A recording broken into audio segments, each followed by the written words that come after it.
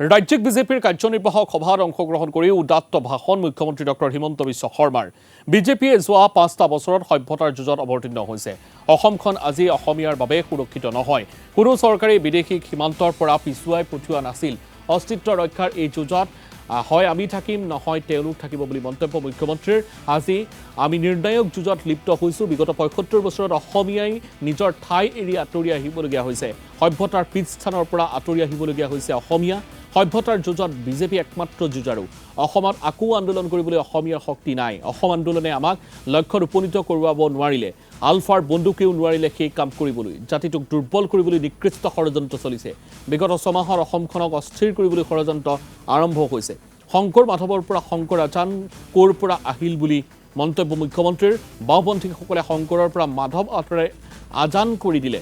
লাচিতৰ সৈতে ক'ৰ পৰা আহিল বাঘ হাজৰিকা। বাওঁপন্থীসকলে জাতিটোক দুৰ্বল কৰিবলৈ অহৰহ চেষ্টা কৰি আছে বুলি মন্তব্য কৰিছে মুখ্যমন্ত্ৰীয়ে। অসমীয়াই যে যুঁজিব পাৰে তাৰ ধাৰণা বিজেপি চৰকাৰৰ দিনত প্ৰথমবাৰলৈ সৃষ্টি হৈছে। অসমত এতিয়া অসমীয়াই যুঁজিবলৈ ভয় নকৰে বুলি মন্তব্য কৰিছে মুখ্যমন্ত্ৰী ডক্টৰ হিমন্ত বিশ্ব শৰ্মাই।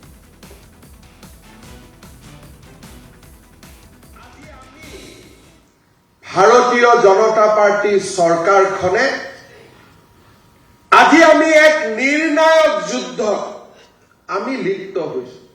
কাৰণ এই যুদ্ধখন আমাৰ অপচন নহয়, এই যুদ্ধখন আমাৰ কম্পালচন। হয় আমি থাকিম, নহলে তেওঁলোক থাকিব। অসমীয়াই কিমান আঁতৰি আহিব?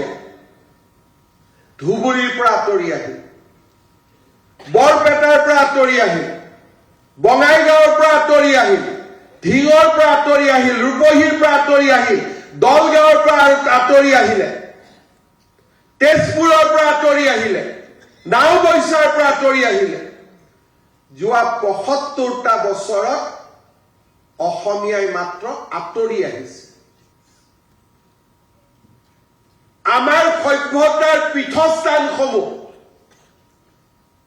তাৰ পৰা আমি বিদায় লৈছো। ভাৰতীয় জনতা পাৰ্টিৰ শাসনকাল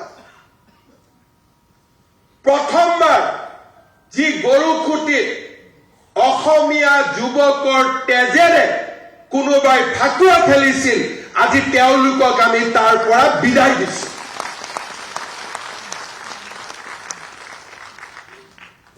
এই সফলতা হয়তো বহুত ডাঙৰ সফলতা নহব পাৰে, কিন্তু অসমীয়াই যে যুঁজিব পাৰে তাৰ প্ৰথমবাৰলৈ মানুহৰ মাজত ধাৰণাৰ সৃষ্টি হৈছে। আজি প্ৰথমবাৰ যেতিয়া আমি এভিকশ্যনৰ ফালে যাওঁ, কোনেও যুঁজিব সাহ নকৰে। ৰাতিপুৱাই কাপোৰ কানি লৈ তেওঁলোক দুদিন আগতে ওলাই যায়। কাৰণ কৰবাত নহয় কৰবাত, কোনোবাৰ নহয় কোনোবাৰ মনত এটা ধাৰণাৰ সৃষ্টি হৈছে যে অসমীয়াই এতিয়া যুঁজিবলৈ ভয় নকৰে। আজি জাতিটোক ভিতৰৰ পৰা দুৰ্বল কৰা, অসমীয়াৰ আৱেগক ব্যৱহাৰ কৰি সভ্যতাৰ যুঁজত আমাক পৰাজিত কৰাৰ নিকৃষ্ট ষড়যন্ত্ৰ চলিছে।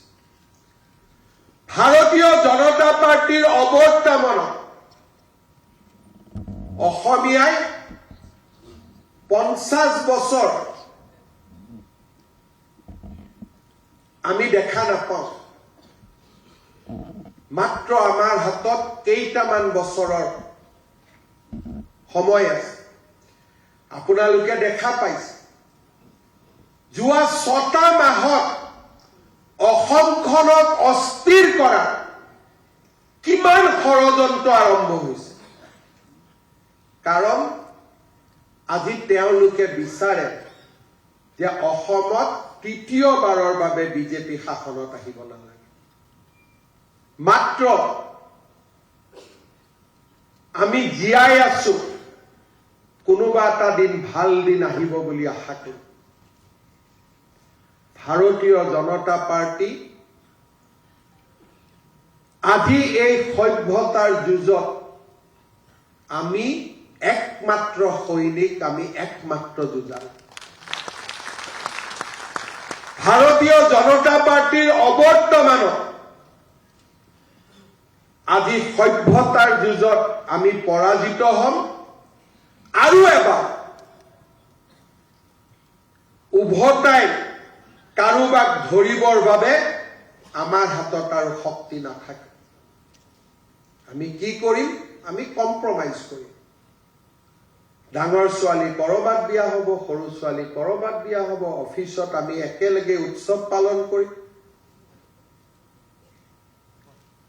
আমি শংকৰ আজানৰ কথা কৈ থাকিম মই মাজে মাজে চিন্তা কৰোঁ শংকৰ মাধৱৰ পৰা শংকৰ আজান কেনেকৈ সৃষ্টি হ'ল আমিতো জানিছিলোঁ শংকৰ মাধৱ কিন্তু বাওপন্থী লোকসকলে আমাৰ মাজত সোমাই দিলে যে মাধৱ নোহোৱা কৰি দিলে শংকৰ আজান ক'ৰ পৰা বাঘ হাজৰিকাৰ উৎপত্তি হ'ল কোনেও নাজানে অসমীয়া মানুহক বুজোৱা হ'ল যে তোমালোকে মিলা মিছাৰে থাকিব লাগিব মিলা মিছা মানে কি তুমি ধুবুৰীত থাকিব নোৱাৰা আমি থাকিম তুমি গোৱালপাৰাত থাকিবা আমি থাকিম তুমি ঢিঙত নাথাকিবা আমি থাকিম তোমালোক মাত্ৰ আঁতৰি আঁতৰি গৈ থাকা সেইটোৱে হৈছে আমি মিলা প্ৰীতিৰে থাকিম মিলা প্ৰীতিৰ অৰ্থ তুমি আধা মই আধা নহয় মিলা প্ৰীতিৰ অৰ্থ তুমি লাহে লাহে পিছুৱাই গৈ থাকিবা এই অৱস্থাক ভাৰতীয় জনতা পাৰ্টীয়ে যদি মানি লয় অসমৰ ৰাইজৰ সন্মুখত আৰু আন একো বিকল্প নাথাকে